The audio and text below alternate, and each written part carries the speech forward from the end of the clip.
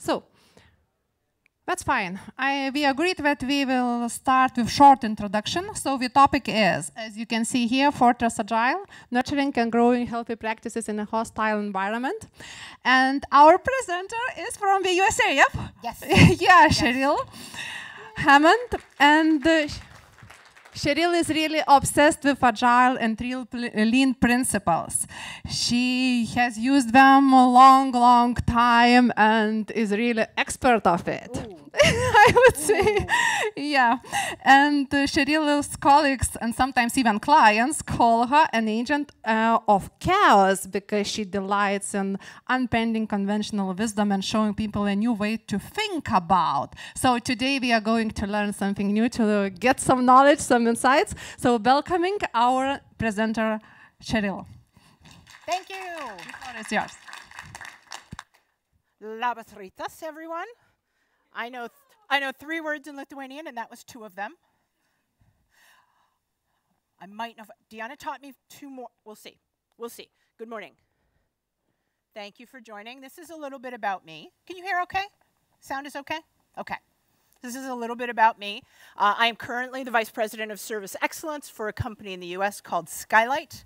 We specialize in civic tech, meaning that we do things for the public sector, things that will help the public and help make public services in the United States more effective for everyone, which is something we're real passionate about.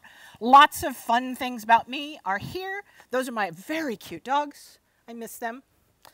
But none of that matters. Let's talk about you and what you need. So, let me see. There we go. A couple of housekeeping items about the slides today. There's some hashtags that you can use that I will follow on LinkedIn and Twitter if you'd like to interact. Of course, also on Lietuva. And all of the photos, except for one, you'll see which one when we get to it, all the photos in today's presentation were taken by me on some of my travels. Now, I started doing that because when I present at companies, sometimes they're concerned about copyright. And so I wanted to make sure that I own the copyright to everything. But also because it's fun. It's really fun to go back through my pictures and build these slide decks.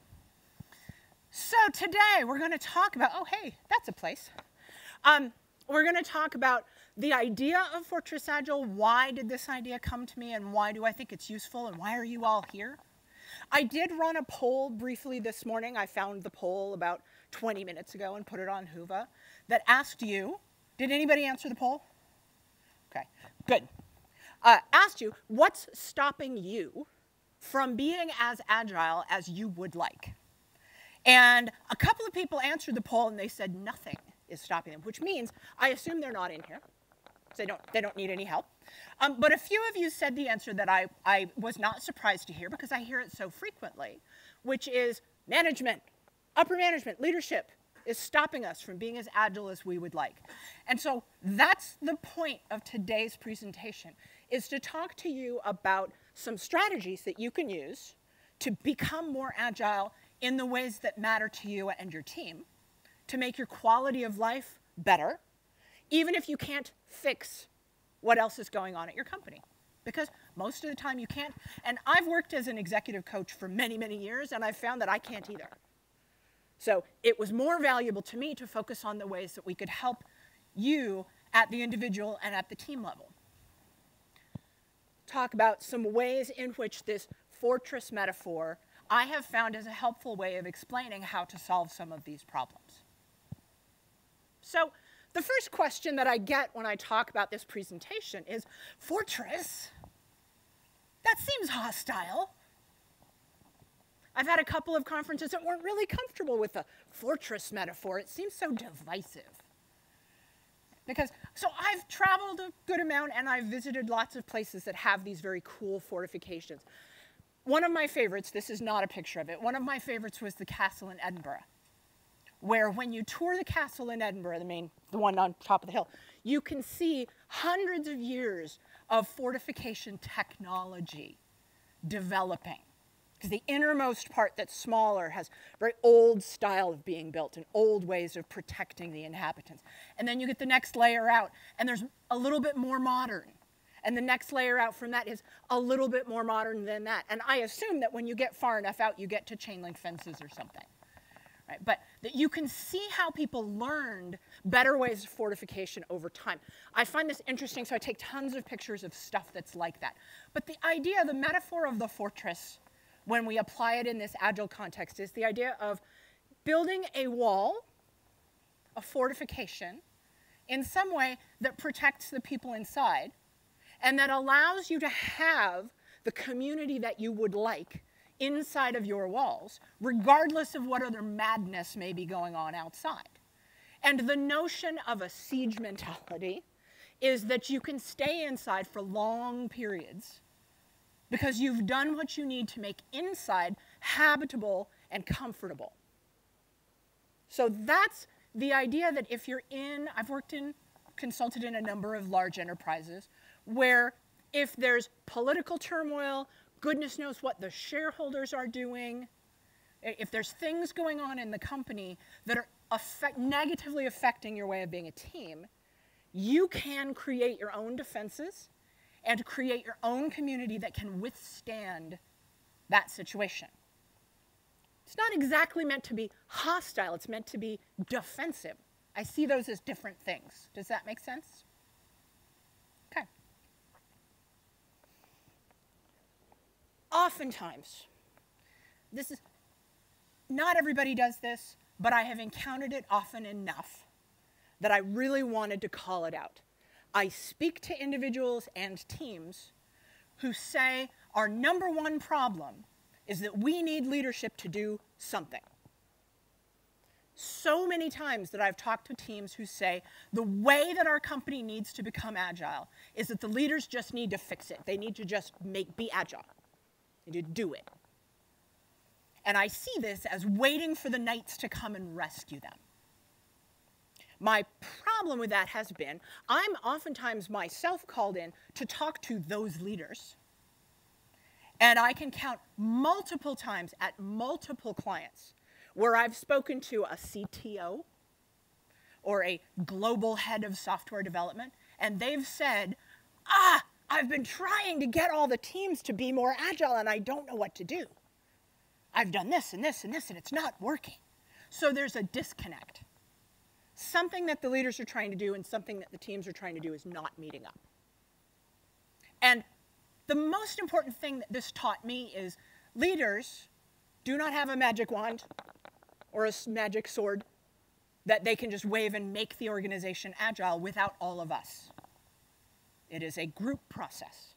And there are lots of other problems.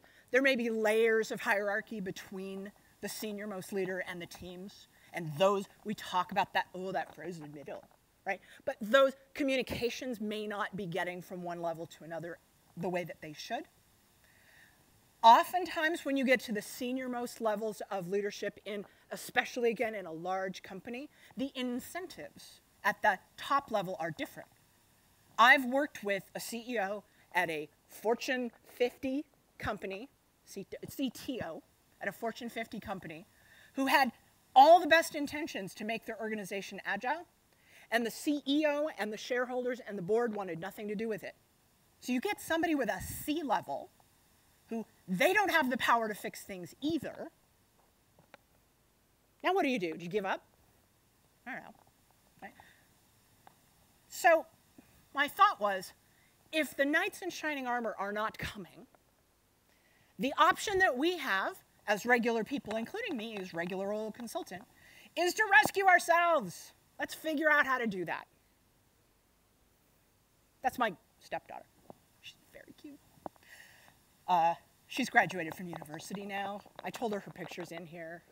She thinks it's weird. Okay. Okay, so let's go back to the beginning and talk about what do we even mean when we say, I want to be more agile? What are we trying to do? Because I wanted to introduce you a little bit to how I think of Agile. And this will be in reasonable harmony with what you just heard from Jurgen. And what we're trying to create when we say we want to be more agile is, I can't say that I've ever met anybody at the team level who said, what we really need to do is stronger adherence to frameworks. Because I think most of us don't care. Most of us want the work to be better. Most of us want to deliver more value. So my approach when I say that we're trying to be more agile is, what can we do to have a greater feeling of flow in our teams? And this is interesting because I think flow has two meanings here. One is the smooth movement of value through our system and the delivery of value to our customers. That's a very typical way of looking at it, a very business way of looking at it. The second one is, if you've heard of it, is that feeling, being in a flow state. It's that very satisfying feeling when you are working. A feeling like, if I used to be, many years ago, I was a developer, and it's that feeling that the code is just coming off of your fingertips and the ideas are coming very easily. And it feels good. It's a very satisfying way to work. And we would talk about things like meetings interrupt my flow state, which is true. So I wanted to think of flow in two senses. Delivery of value to customers, great, all that capitalist stuff. But also, feeling good at work, enjoying the work that we do. Oh, look, got to have this, right? When we're thinking about how to be more agile at the team level than our organization, hang on, let me run back.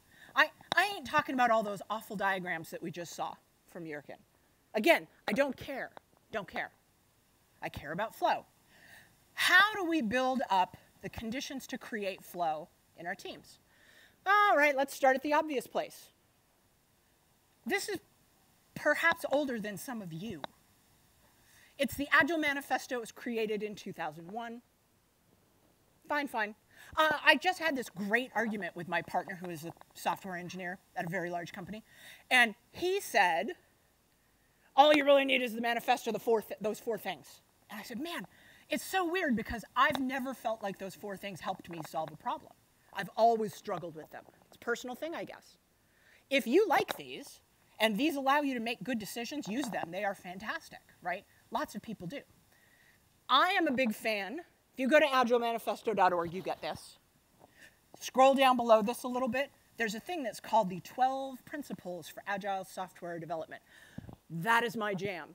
I spend so much time just on that page rolling around in the principles. They're so good. They are here. I am not going to read them to you. I have a whole other talk where I dig into like my favorite, welcome changing requirements. Welcome changing requirements. That's my favorite. Could do a whole talk around that and get you all really angry. But how can we use this, or honestly, any other Agile inspiration that you've found? How can we use this to rebuild the conditions for agility with ourselves and our teams? Becoming self-rescuing Agilists. This is where I want to start. That's the first sentence of the manifesto. We are uncovering better ways of developing software by doing it. They didn't say by convincing our leaders to do it, did they? They also didn't say, we believe we ought to try, we believe we should do that. They said, we are already doing it. This was before Agile had even been defined. The people who wrote the Agile Manifesto were already doing the practices, and the reason they wrote them down is because they said, we are doing them and we find that they work. Therefore, we'd like to help everybody else do them. So they weren't waiting around for permission, and they weren't theorizing about something that might work in the future. They were already doing it. And we follow these principles, not we urge our leaders to follow these principles. Now, there's lots of stuff in the principles that is better if you have leadership support. Business people and developers should work together daily throughout the project.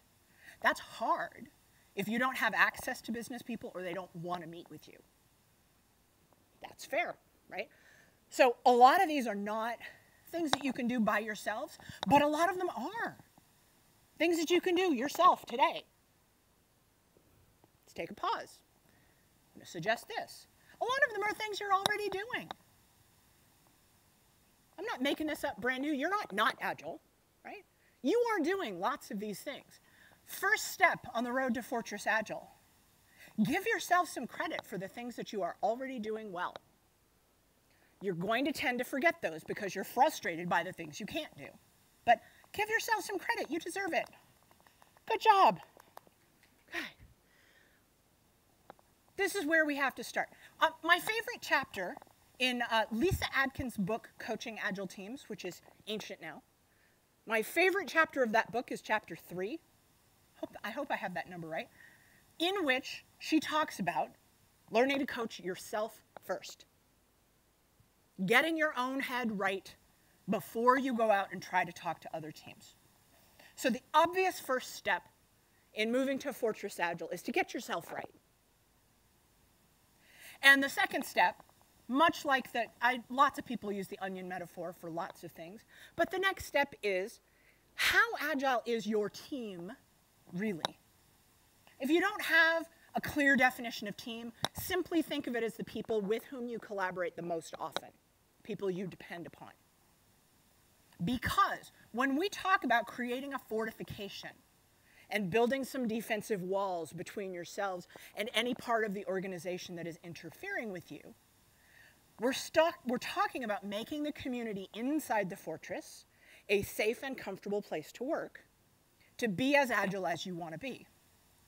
If you don't have that now, you're going to have a bunch of walls and a bunch of discord inside the walls.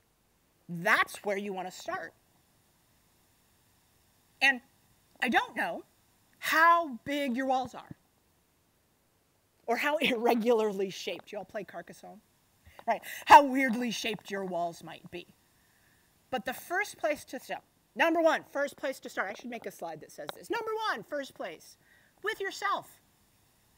How many of these principles do you follow, have you internalized? Number two, who's in that fortress with you? How big is it? What shape is it? Where are you finding like-minded collaborators? Maybe your best partner is not even on your immediate team. They're over here, but you all get it. You get it. You have meaningful eye contact, right? Great. Use that. All right. I believe we're going to find the one slide with the, yeah, that's the picture I didn't take. That's my baseball team.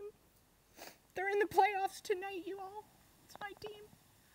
And we all know the believe sign, right? It's from Ted Lasso, but they made a baseball branded version of the sign, and you see it everywhere. That's my team. Go team.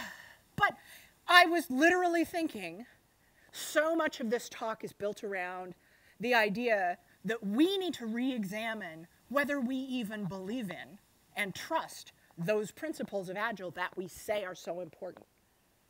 Because I talk often to folks who are not doing the thing in the principles, even though they could. And I'm going to give a lot of credit there. It is usually because there are just so much noise. There's so many distractions and frustrations. And maybe we've lost sight of something that we could internalize. I'll give some examples in a minute when we get to some of the concrete examples. But belief in some of the things that we say we want leaders to support is really important. I said, what kind of picture could I use to illustrate believing? Wait, oh, I got it. It's my baseball team. Okay, go Mariners. Okay.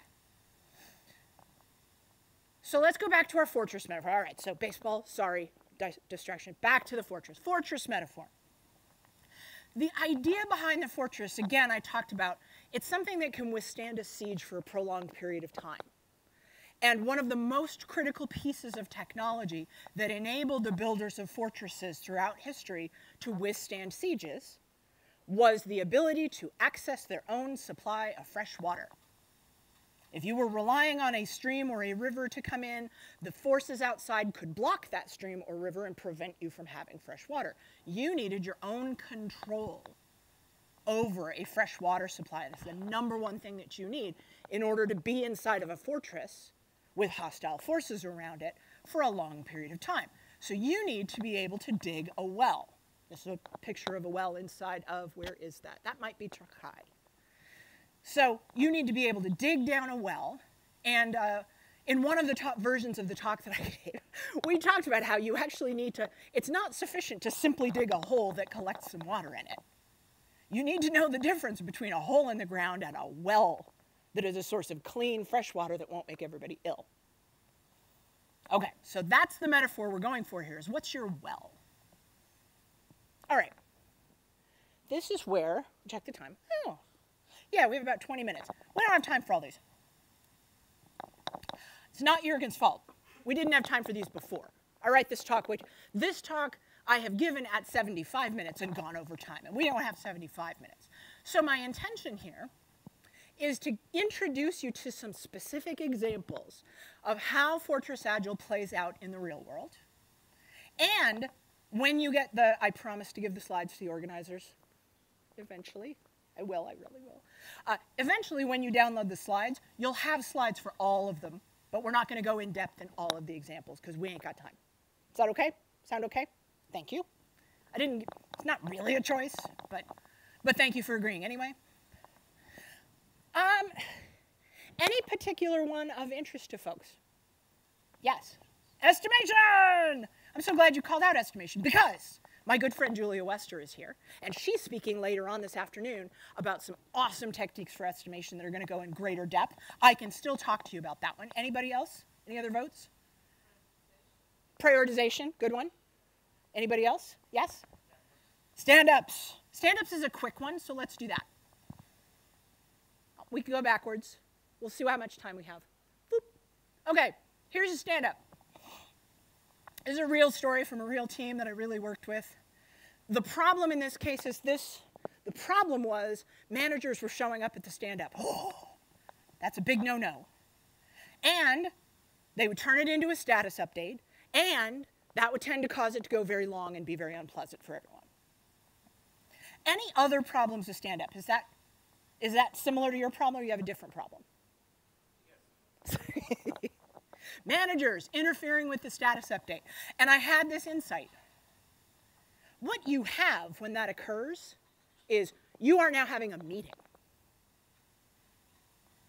That's not a stand-up. It's not stand-up's fault that your managers came to it. That is no longer a stand-up.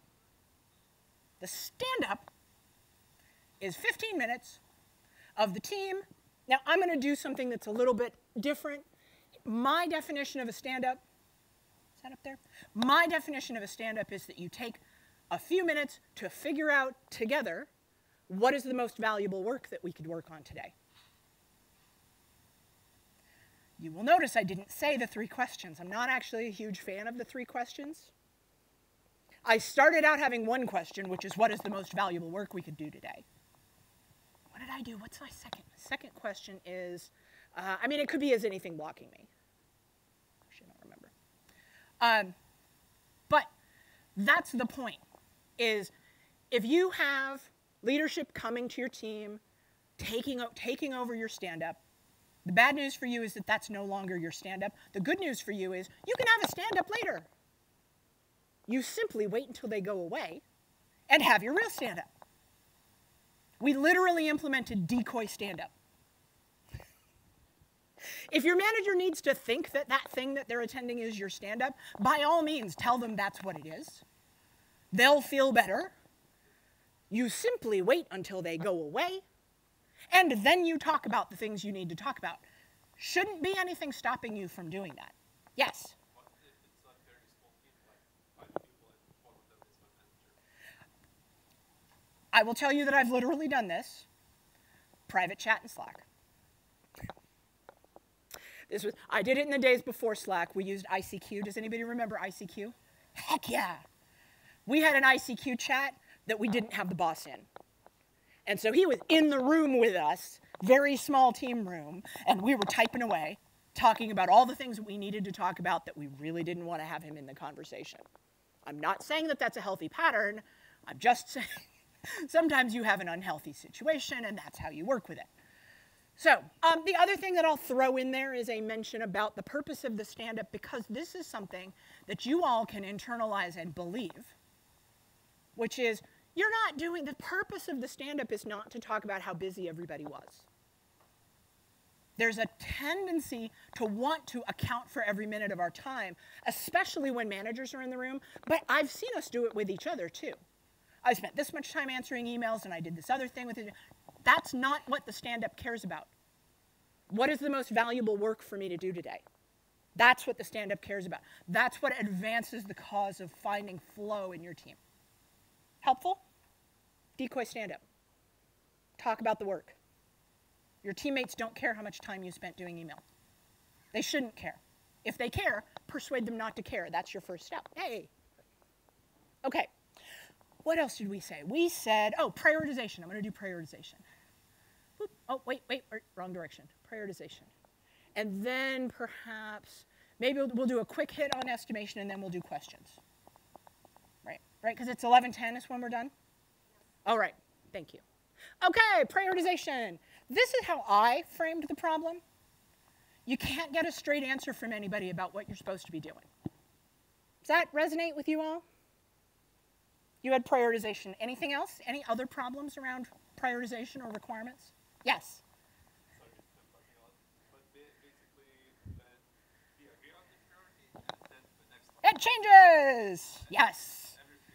Yeah, uh-huh. Oh, you're going to love my welcome changing requirements talk. Welcome, changing requirements. Okay. The problem with that kind of change, like I break that into two different types of change. One of the changes is the one that Agile was actually designed to accommodate. And it is when you have a change that is caused by a legitimate business need. Right? You've legitimately learned something new, or the market has changed, and you need to respond to it. That's literally what Agile was made for. Welcome changing requirements. The second type is the one that we more commonly experience, which to me boils down to leadership can't agree, and somebody different is winning the fight this week. That one messes with us, right? Somebody took a vacation. Quick, let's everybody else get our stuff in that backlog. They're not looking, right? Or this person, boss is mad at this person. Quick, let's all the rest of us get our stuff in the backlog while we've got budget, right? Those are things that are not helping us generate business value. They're meaningless political battles, and they really waste a lot of our time. That, to me, is where the unproductive churn comes from. There's probably other things, but that's what I've seen. So, firstly, because this is such a real thing that I see and it frustrates me so much, is when we are having conditions of frequent change, that's the signal to us that we're supposed to be moving faster. I have said, get that feature delivered before they have a chance to change their mind about it. Because I'll tell you what helps you win an argument about whether you should change priority is if you show up and say, but it's already done. It's done. Oh, that thing you wanted to be done differently is done already. Do you want to change it? I'm not saying that they wouldn't, right? Oftentimes they do. Oh, tear that whole thing out and change it. Absolutely, that's totally real. But it changes their calculus of the cost of that change. It's already done. I've said, call their bluff with requirements. It's ready to go in production, are you sure? Can ship tomorrow. All the tests are passing. Got good quality. It's doing the thing you asked us to do. You sure you don't want it? It's ready to go. Or, if you're in a super awesome DevOps shop, it's already done. It's in production. It's already running. Customers love it, right? So, being faster, the flip side of that challenge is you got to understand that you and your teams and your delivery, to people outside your teams and especially to leaders, you're a black box. They don't have any idea. They have no idea what's going on in there. And no matter how many status updates you give them to say you're working on the thing, they don't believe you, and they don't really know what that means. Yeah, go ahead. Take in that reality, because it's true. And so part of what that means is, if you say you are working on a thing and it's not finished yet, what people outside your team hear is, we can go ahead and make changes to it because it's not done yet. It doesn't matter how many times you tell them that you're N% of the way through and you've got N% built. They don't know what that means. And so what they'll think is, changes are free. No matter what percentage of status, they don't think you've touched it yet, or they don't think you've touched their part of it. They don't know. And so they believe that changes are free. But the more that you can deliver bits and they are done, now changes are not free. And yes, I know that sometimes they want to change those things anyway. But again, if you are architecting in small bits, if you are delivering small bits of value, if you are shipping small features, it's much easier to see and understand what it means that those things are done. And that's what Agile was supposed to be all along. If you are grooming lots of things, taking lots of time to understand them, and you are waiting until lots of components are in place before you release a thing, your attack surface is enormous. There are lots of places that people can interfere with you. So your strategy can be ship smaller things. Oh, they won't let us take that to production until it's all done. That's okay. You have staging somewhere. If you don't have staging somewhere, make one up. Make a staging. It's already done. It's over here. I can demo it for you. It's working. Right? You don't have to have permission to go to prod. It's on a different slide here. Right? Okay, here's the other thing. You, all of you at your teams, no matter what job you do, no matter what level you're at, you need to understand your business. You can't really outsource this to other roles. Everybody needs to understand what business value is. If you are waiting around to be told, you probably won't be told. If you are putting all of that on your product owner, stop doing that. That's mean. Go do some work to understand what drives your business. For an example, I was an Agile coach inside of an airline. And we had quite a few engineers inside that organization who didn't care anything about how an airline runs. And they just wanted to write cool code. And they were like, oh, we got to keep all the cool engineers who want to write cool code. And I said, get rid of, I don't care. I mean, I'm not a get rid of people person. But if they're frustrated being here and they want to go be a rock star coder at one of the many fine software shops in Seattle, let them. I want the engineer who has a little model airplane on his desk. Because that person cares about the fact that we are an airline. We're not a cool software factory. We don't sell software. We fly people in aluminum tubes to places. And if you don't understand the difference and the incentives and what makes an airline money and what matters for us to invest in and how hard it is to be an airline, if you don't understand those things, you won't make good decisions about the software. Understand your business so that if someone's not giving you good answers about what the business needs, you can make more educated guesses. If you show up and say, at the very least, I tried to do something that was sort of airline-y, someone 6 or 7 levels above will get it. And they might even say, oh, you have the right motivation, you just don't have the right information. Let me get you better information. I used to send my Agile coaches to every single all-company meeting, and I said, take massive notes about what the CEO is saying. But then take massive notes about what the chief marketing officer is saying. That person is writing checks that we are all going to have to cash. So let's go figure out what they want. Right? Learn what those priorities are. If your immediate program manager or whoever is not giving you a straight answer, or, heaven forbid, you report to 5 or 6 different of them and they all have different stuff they want, go find out who the boss is and just do some intel. Figure out what you can learn about what that boss wants. Because you might actually be able to help your program manager deal with the fact that they don't know either. They're very confused. They're fighting with all their peers. Help them out. Make them look really good. The more that you can do, and again, everybody in every role, if you're an engineer, if you're a DevOps person, right, if you're a QA, everybody can have better knowledge about what your business needs just by spying, just by espionage. Works great. All right. Yep. Okay. Went too long. There we go. We're going to skip. There's a bunch of good, cool things in here. Again, you'll get all that. This is all intended to create a safe and comfortable environment for all of you. And then, talked about that sort of onion or the layers of the fortress metaphor, right? You can keep building the walls out. And I talk about recruiting emissaries. You look outside into the hordes that are staring you down, and you figure out who out there maybe is interested in what we're doing in here? And can we teach them to maybe be advocates for our way of working? Let's invite them in and show them how nice it is in here.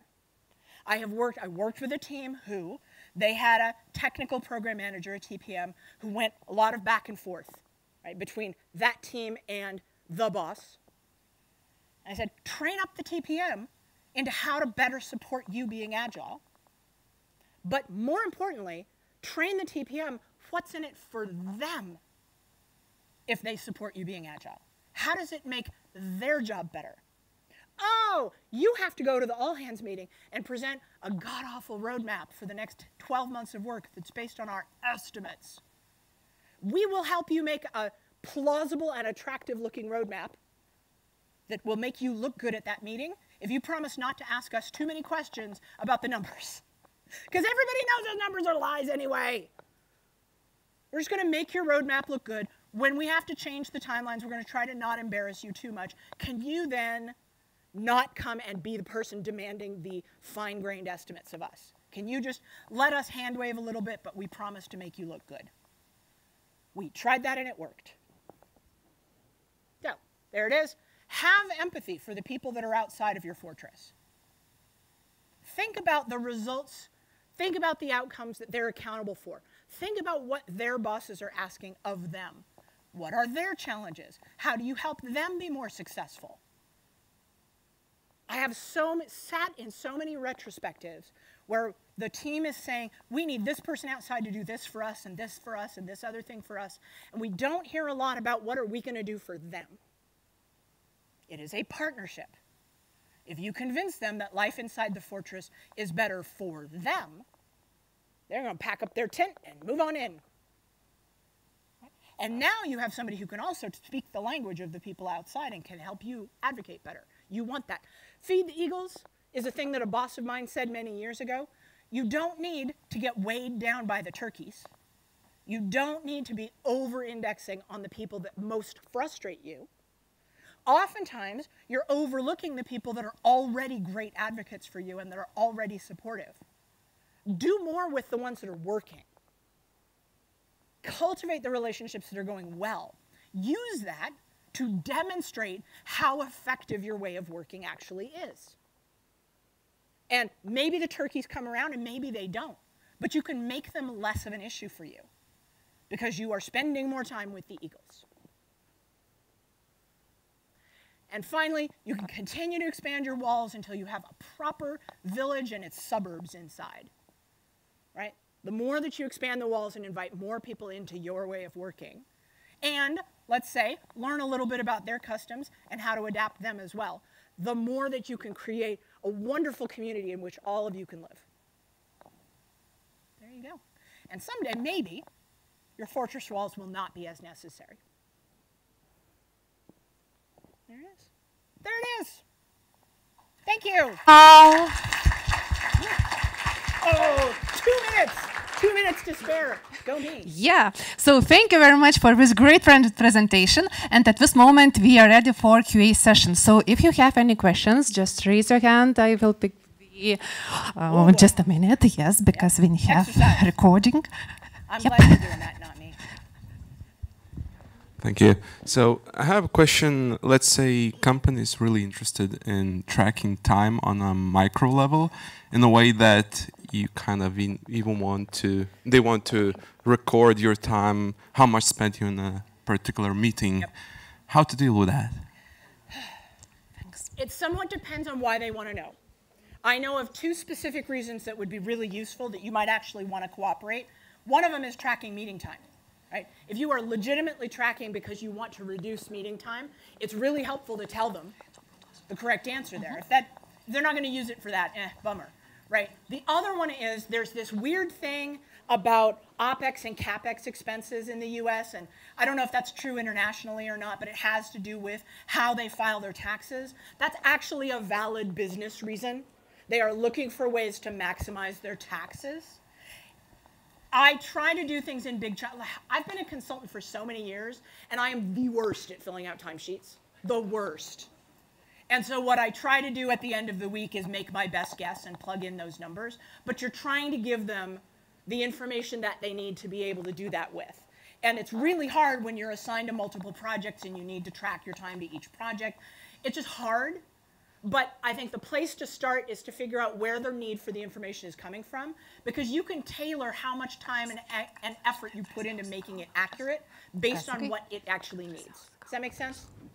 I think that, but I think it's a legit, if it's a legit business need. If it's something dumb, micromanagement, just make some stuff up. Just make stuff up, right? If they don't actually need it to be accurate, if it's going to be audited, you have to put more time into it. You just have to. But then you look at it as audited for a good reason. And if it's a good reason, then maybe you should care, right? That's fine.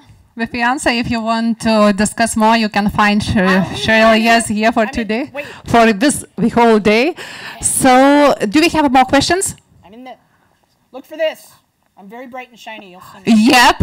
And if you have we have one question in our yes. And we are encouraging you to ask not only on site but also online. And right now, can you? Okay. Do we have Mantas Virkutis here? No. Okay. So.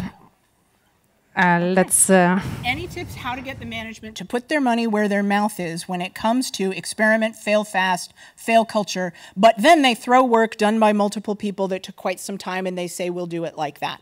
So a lot of places have learned that talking about fail fast and safe to fail culture, they've learned that those are the right words to say, but the behaviors do not back that up, right?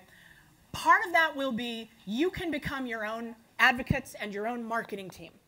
You want to figure out how you message, because honestly, a lot of times it's not safe to fail, but when you do an experiment, you can talk about your hypothesis, what you thought would happen, what did happen, and what you learned. And if you can really, really draw people's attention to the value of something that you learned, it makes that failure not sting quite so much. That's the point. And that's what that's what safe to fail and experiment culture is supposed to be. I was fortunate to be at Pivotal Labs for a short time, and one of the things I picked up there that has really improved my quality of life is talking about anything that I want to do or try in the future as a hypothesis that I want to test.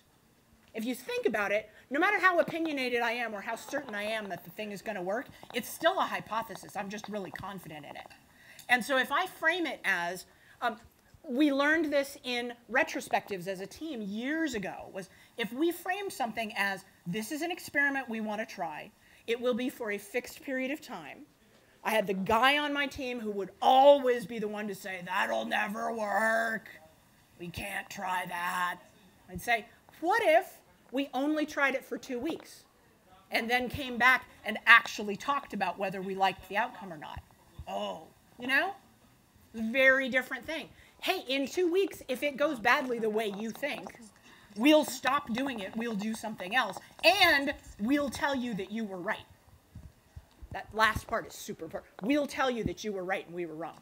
Works really well. But reminding people that none of these decisions are ever permanent, and framing that learning, instead of saying, oh, we failed, we say, isn't it awesome that we learned this unexpected thing?